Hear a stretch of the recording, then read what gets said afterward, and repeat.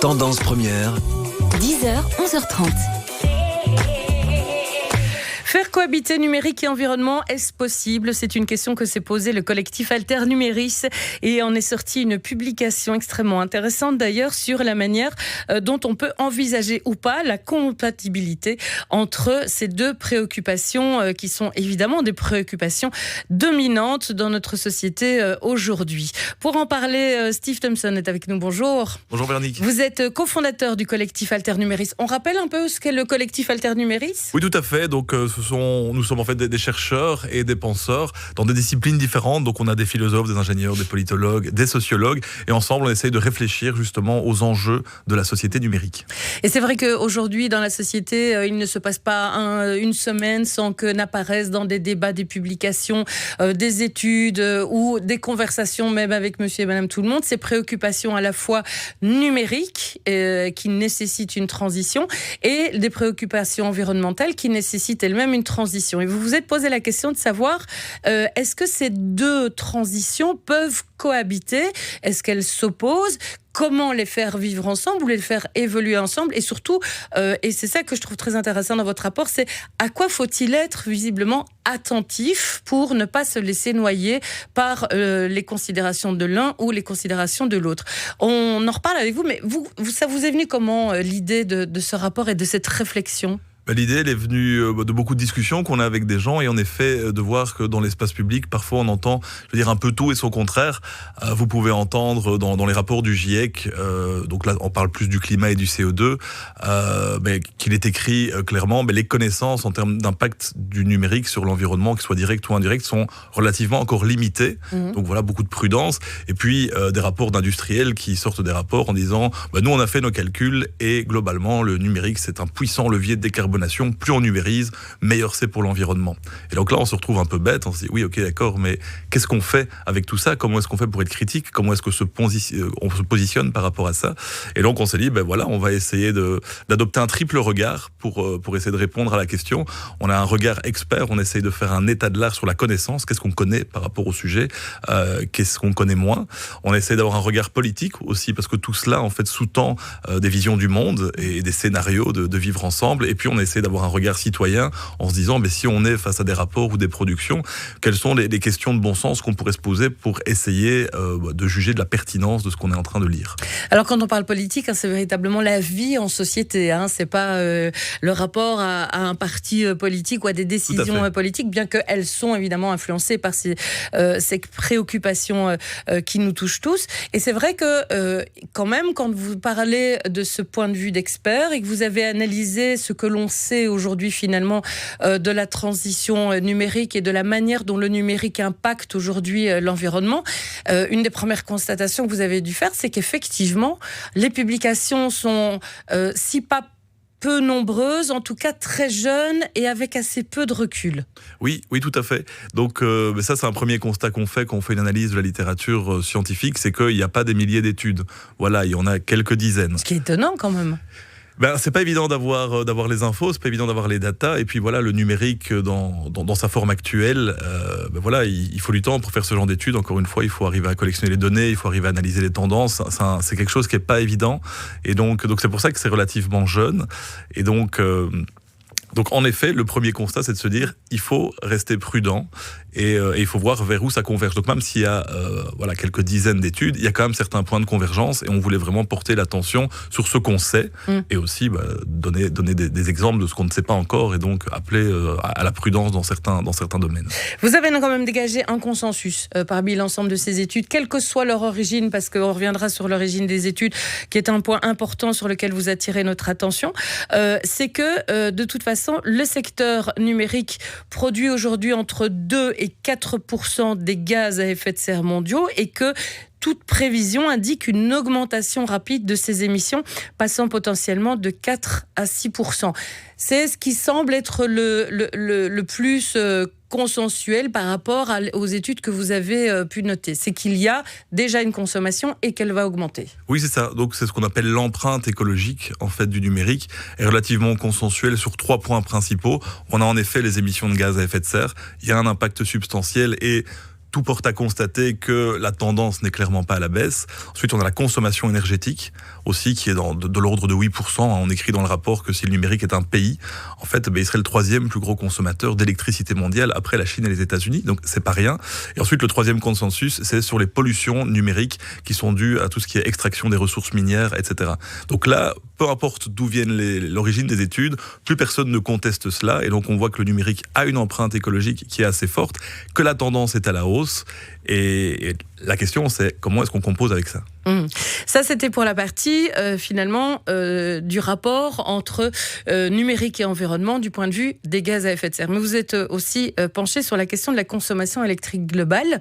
Et là aussi, il y a quand même une tendance et une convergence intéressante. Oui, tout à fait. Donc, comme je l'ai dit, c'est quand même une grosse partie. Par exemple, si Climact a fait une étude en Wallonie où je pense de tête, on est à du 8% de la consommation électrique wallonne, ce qui représente plus que les trains en Belgique. Voilà, pour le numérique en Wallonie.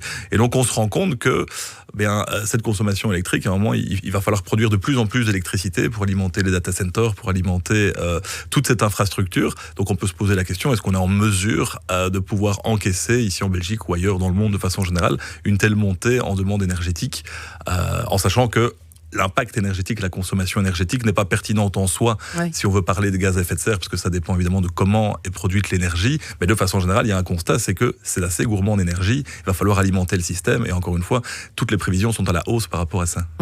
Ce que les études et les experts nous montrent aussi, c'est que finalement, que ce soit en ce qui concerne les gaz à effet de serre ou la consommation électrique globale, du point de vue de celui qui étudie la chose, les chiffres sont les mêmes, mais c'est la conclusion qui n'est pas toujours la même, à savoir que pour les uns, ça s'équilibrera, pas de problème, et pour les autres, on va quand même un peu vers une inconnue dangereuse. Voilà, c'est ça. Donc là, c'est vraiment le pari. C'est le pari, c'est-à-dire que les impacts directs, donc cette empreinte écologique, elle est documentée, on la connaît, c'est-à-dire que les désavantages liés à la transition numérique, elles sont là. On ne peut plus les renier, elles sont là.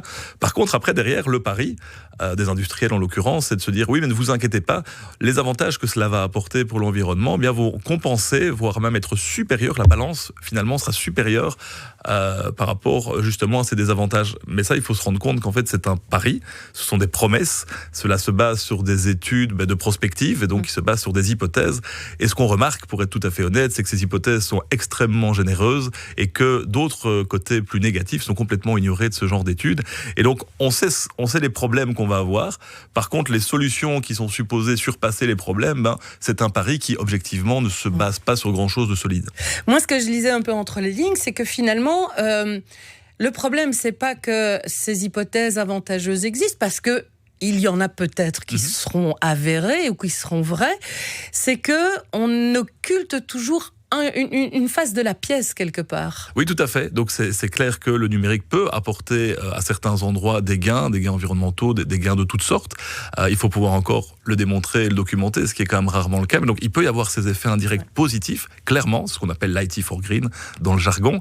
Mais il y a toute une série d'autres effets indirects.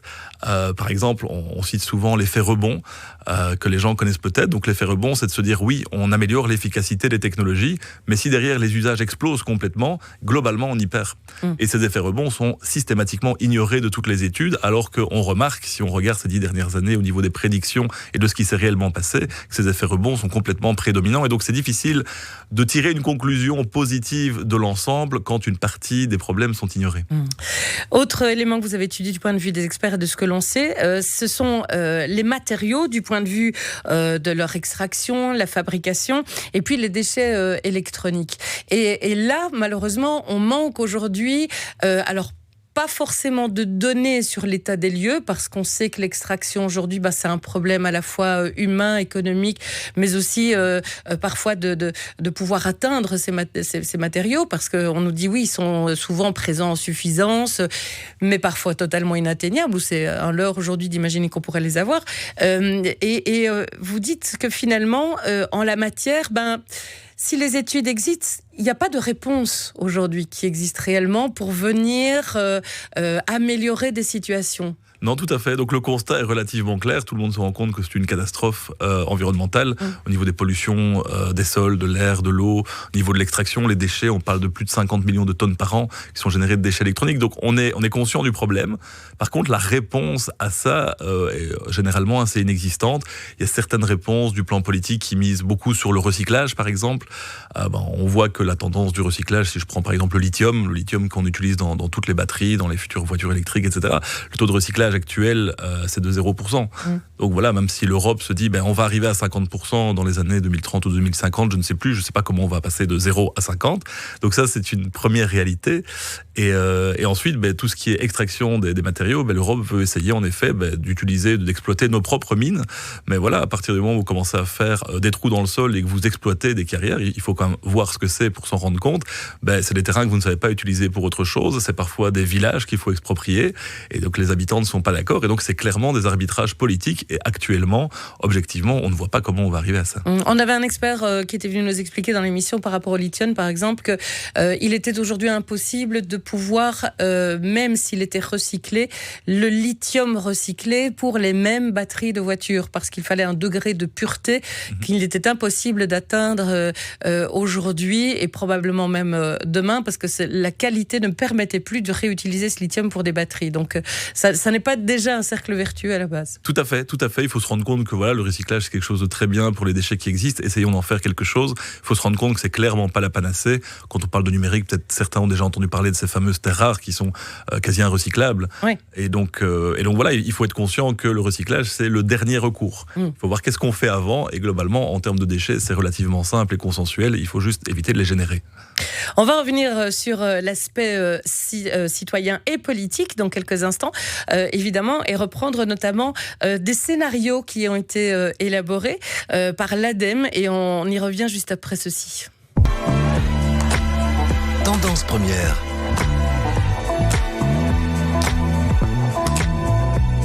On parle aujourd'hui de cette étude et cette publication d'ailleurs que vous pouvez retrouver sur le site alternuméris.org.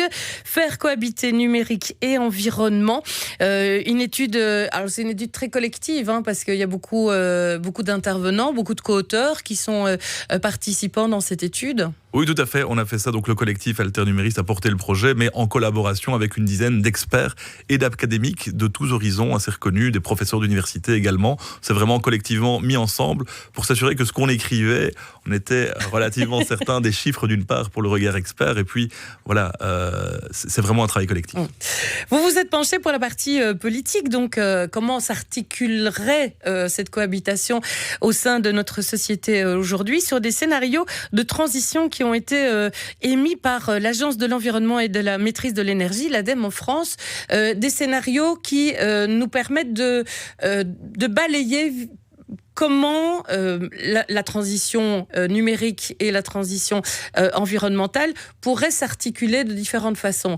Alors, on va du moins pire au pire, quelque part. Oui, on peut dire ça comme ça, mais en tout cas, ce sont des scénarios, ce sont des visions du monde. Et ce qui est hyper intéressant, c'est de penser qu'il y a plusieurs horizons qui sont possibles. Et donc, en effet, il y a deux facteurs clés, en fait, dans ces scénarios. Vous avez la première valeur clé, c'est la valeur de sobriété. Et la deuxième valeur clé, c'est la valeur d'efficience. Ouais. Et en fait, en fonction du dosage que vous allez mettre entre cette efficience et cette sobriété, vous allez avoir des scénarios, des visions du monde qui sont différentes. Si vous prenez un maximum de sobriété et presque pas d'efficience, vous êtes dans le scénario numéro 1, ce qu'on appelle la génération frugale. C'est la sobriété radicale, ça veut plus dire qu'il n'y a plus de numérique, ça veut dire que c'est par défaut sans numérique. Par contre, on étudie si le numérique peut avoir un avantage quelque part et qu'il a un impact au moins positif sur l'environnement et la société, on l'envisage. Si maintenant on va à l'autre opposé, vous ne mettez plus du tout de sobriété et vous allez à fond dans l'efficacité, vous êtes dans le scénario du pari réparateur, c'est-à-dire la technologie va nous sauver, on va mettre encore plus de technologie, on assume tous les dégâts que ça fait, mais on va globalement les compenser. Et donc, on est dans des scénarios avec, par exemple, des robots abeilles qui viennent polliniser nos cultures, par exemple. Alors, là où je parlais de pire, c'est parce que ces scénarios, les 4 scénarios, avec 2 qui sont un peu intermédiaires, sur lesquels, à mon avis, il serait intéressant quand même de travailler, mais c'est parce que, de toute façon, ils demandent un changement assez radical de nos modes de vie pour le plus extrême, ou pas de changement du tout sur l'autre. Et on imagine avec nos yeux aujourd'hui que pas de changement du tout, c'est aller droit dans le mur. Donc quelque part, c'est assez compliqué de se dire que ces 4 scénarios pourraient apporter une cohabitation entre la transition de l'un et la transition de l'autre. Oui, mais en fait, chaque scénario est porteur de justement cette cohabitation. Et donc, les 4 scénarios ne peuvent pas cohabiter entre eux. C'est assez compliqué, bien qu'on voit que, par exemple, si on est assez réaliste par rapport à ce qui se passe aujourd'hui, on est plus dans les scénarios 3 et 4 de ce qu'on appelle la technologie verte et du pari réparateur. Alors, l'idée, c'est pas de se dire, si on est dans le pari réparateur, on fonce dans le mur sciemment. Justement, l'idée du pari réparateur, c'est de se dire, on a confiance en la technologie et elle va nous sauver. Ouais. Voilà. Mais voilà, ça reste un pari, le nom est bien trouvé. Et donc, en effet, il est clair que tous ces scénarios sont porteurs de changements de mode de vie. Et donc ça, c'est intéressant à rappeler, parce que dans les décisions politiques, on a toujours tendance à penser que les technologies sont là, il faut s'adapter, c'est une espèce de marche forcée, mais on oublie que derrière, il y a clairement une vision du monde, il y a des projets de société, et malheureusement, comme on l'avait déjà rappelé dans les rapports précédents, mais la démocratie du numérique par rapport à ça reste encore à faire. Mmh. Avec, je le disais, des intermédiaires comme la coopération territoriale, qui entrevoit un équipement progressif et négocié, un équilibre progressif et négocié entre la sobriété et l'efficacité. Ça voudrait dire que les acteurs de la transition du numérique et les acteurs de la transition de l'environnement devraient pouvoir 1. débattre, 2. dialoguer, 3. se mettre d'accord. Exactement. Donc ça, le scénario de coopération territoriale, il est vraiment intéressant parce que, à titre collectif, c'est remettre de la démocratie. En fait, là-dedans, c'est discuter. Voilà, dans le premier schéma de la génération frugale que je vous avais expliqué, eh bien là, il y a des discussions, mais par défaut, il n'y a pas de numérique. Dans le deuxième, on le discute en permanence. On discute, on essaie de coopérer, on voit justement des arènes dans lesquelles tous les acteurs pourraient discuter ensemble pour faire les choix ensemble. Ça, c'est ce scénario-là. Et il est intéressant dans ce sens où il pourrait potentiellement redynamiser un petit peu la démocratie numérique. Si ces scénarios peuvent sembler un peu utopiques aujourd'hui, il n'empêche que des éléments fondateurs de ces scénarios pourraient être utilisés aujourd'hui pour élaborer des politiques justement beaucoup plus réfléchies par rapport à notre utilisation du numérique et notre rapport à l'environnement. Oui, tout à fait. Moi, je ne pense pas que ce soit spécialement utopique. C'est vrai que c'est un petit peu éloigné de ce qu'on a l'habitude de faire, mais se dire qu'on va décider collectivement de comment on utilise des technologies qui ont un impact énorme sur l'environnement et également en fait sur la société, ça me paraît, à titre personnel, être du bon sens. Ouais. Il y a une chose intéressante aussi qui ressortait de l'étude, c'était à quel point aujourd'hui le citoyen est concerné par les deux et à quel point ces questions traversent les mouvements citoyens, mais collectivement et individuellement d'ailleurs, sur comment trouver un équilibre entre les deux. Oui, ça c'est vraiment pas évident. Les gens sont en tension aussi, c'est-à-dire qu'on se rend compte de tous ces effets dont on a parlé du numérique, mais on se rend compte aussi que c'est extrêmement pratique.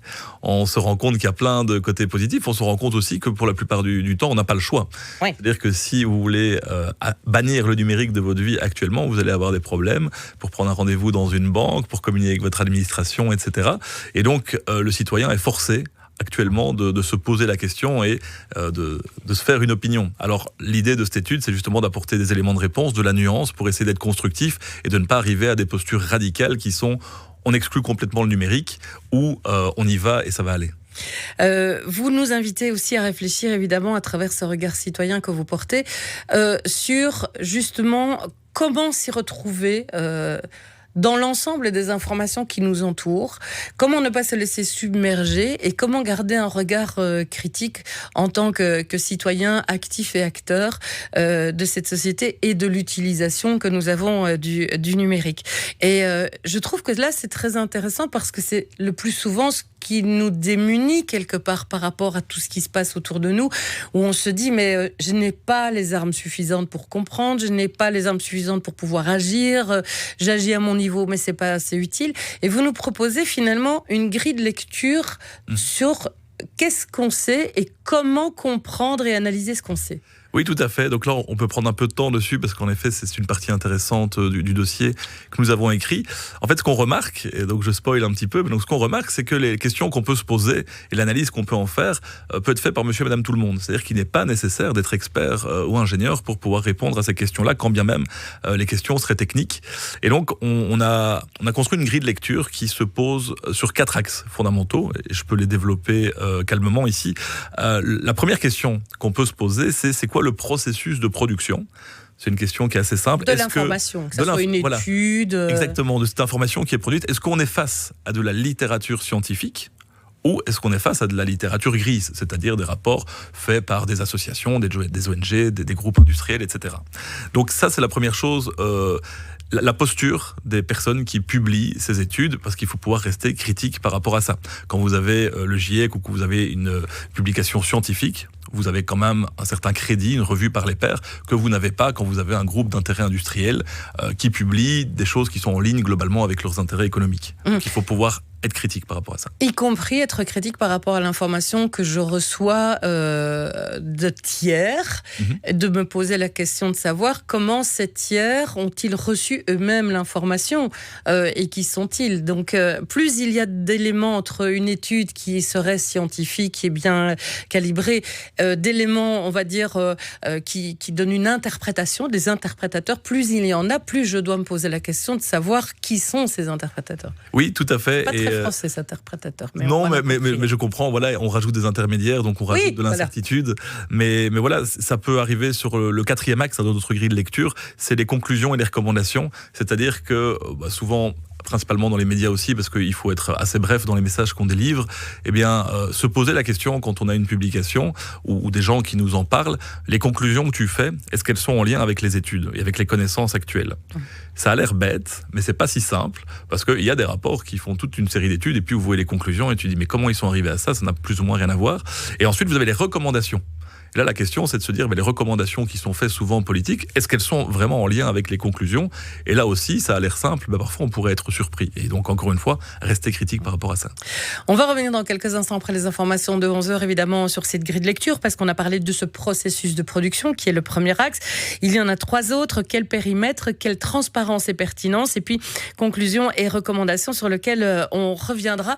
Et on reparlera aussi quelques instants de l'étude qui a initié un peu cette grille de lecture, Digital for Climate, sur laquelle vous vous êtes penché et où vous vous êtes dit justement, les conclusions sont peut-être un petit peu trop dans un sens et pas suffisamment objectives que pour véritablement donner un aspect réel de ce qui a été étudié. On va donc se pencher sur ces questions. On va reparler de cette grille de lecture. Si vous voulez intervenir, n'hésitez pas à nous envoyer un message par SMS ou bien en allant sur la page Facebook de notre émission.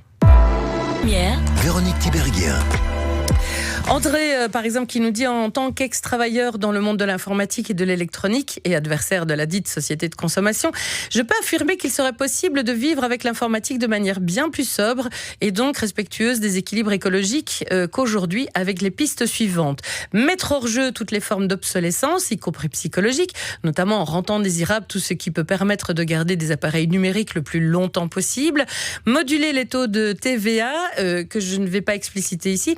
Favoriser l'autoréparation avec des tiers-lieux et autres ateliers de bricolage disposant de tout le matériel à cet effet. Et enfin, l'utilisation de certains sites internet qui peut poser problème sur les ordinosaures, comme ils les appellent, qu'on peut rééquiper avec des systèmes d'exploitation sobres, comme certains Linux, et favoriser les groupes qui les installent. Ces ordinateurs anciens peuvent très bien être utilisés pour rédiger des textes qui suggèrent une utilisation plus collective qu'aujourd'hui, comme on le fait maintenant. Et il vous propose également de vous pencher sur le journal Curseur, curseur.be. Il demande si vous connaissez cette initiative et des groupes de Linuxiens.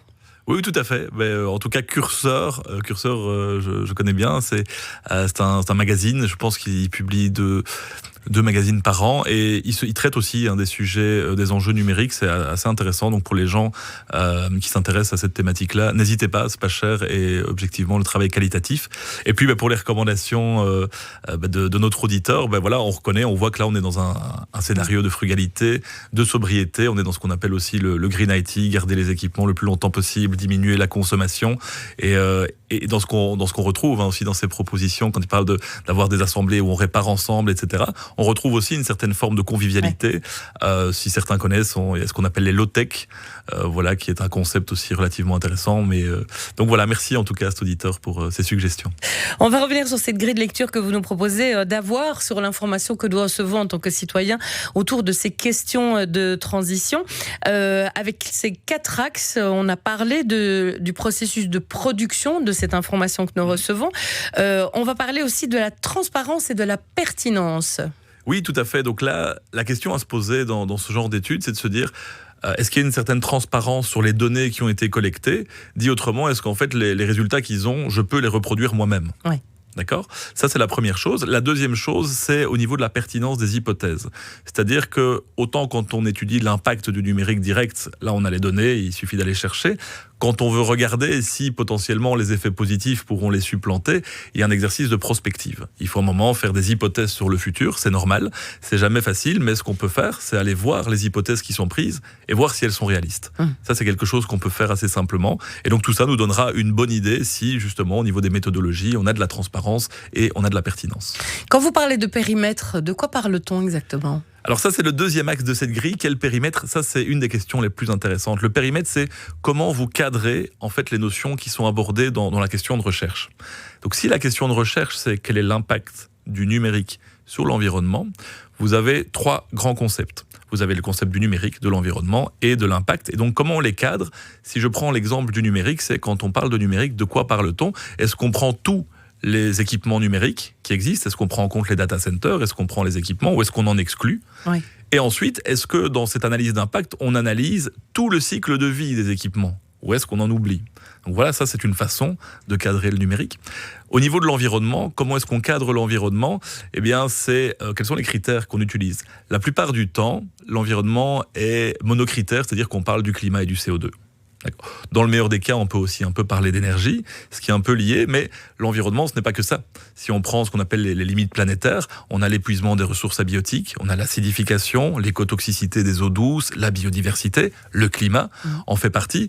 Mais donc, est-ce qu'on prend un périmètre large pour parler d'environnement ou est-ce qu'on a une approche monocritère ? Évidemment, l'idée, c'est toujours de prendre les périmètres les plus larges possibles. Et quand on parle d'impact, eh bien, il y a les impacts positifs, il y a les impacts négatifs. Est-ce qu'on prend bien en compte l'ensemble des deux pour être certain que l'étude n'est pas biaisée ? Ça, c'est le périmètre. Et vous l'aurez compris, le périmètre, il doit être le plus large possible pour éviter les transferts d'impact. Et ça, c'est pas simple. Oui. Il faut être tout à fait honnête. Et c'est aussi une des raisons pour lesquelles c'est pas évident d'avoir des études sur le sujet. C'est très, très large. Ça peut être, par exemple, aussi, quand on parle de l'impact sur les gaz à effet de serre, expliquer comment on transforme parfois de manière directe ou indirecte cet effet du numérique en gaz à effet de serre. Parce que le lien n'est pas toujours évident.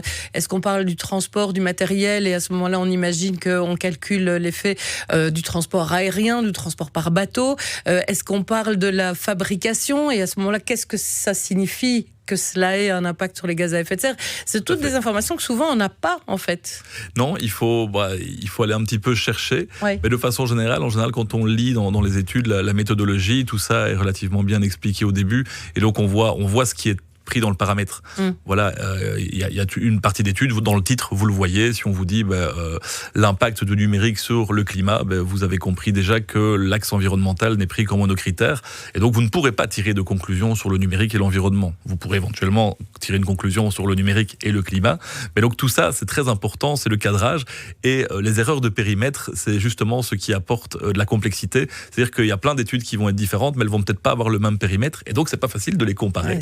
Et donc voilà. Alors, je voudrais quand même qu'on revienne un tout petit peu sur les recommandations et les conclusions que l'on fait ou que l'on retrouve de cette information, parce qu'il y a quand même un élément important, je trouve qu'il n'est peut-être pas suffisamment signalé, c'est celui du biais cognitif. En général, quand on analyse une étude ou on tombe dessus, on recherche les informations qui vont éventuellement confirmer ce qu'on sait déjà ou confirmer ce qu'on avait intuitivement pensé à la base et donc peut-être passer à côté de quelque chose.